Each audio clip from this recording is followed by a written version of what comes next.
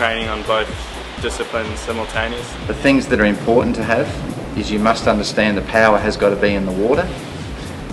You have to use your entire body in order to gain a good level of bracing balance through the boat or the ski, and you have to learn how to lever past where your paddle enters the water.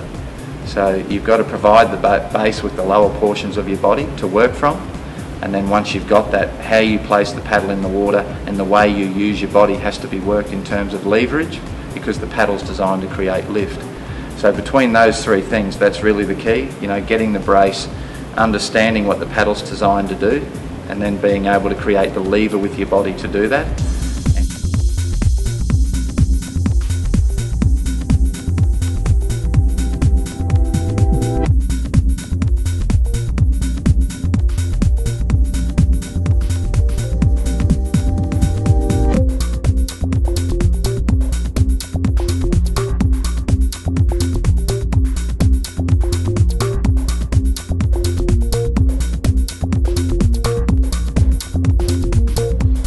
Try and stick the paddle in and then twist your body. If you try not to use your arms too much and mainly use your back and stomach to pull the blade through, then you're using bigger muscle groups, so therefore you'll make 500 metres or you'll make it to the end of the 1,000 metre mark, whereas if you're just using your arms you might only make 180 metres. Because the catch is the most important part of the stroke.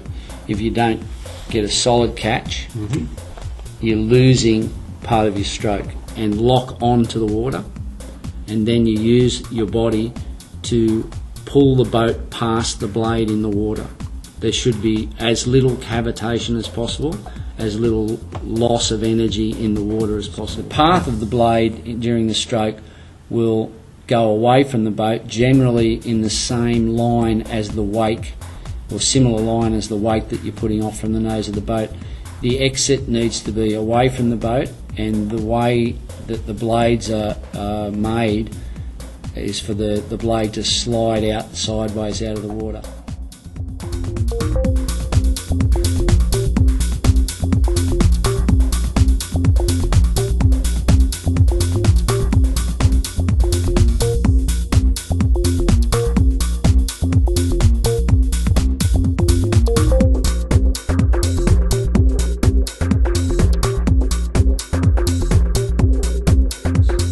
As she puts the blade in the water, she's connected from her foot on the footboard.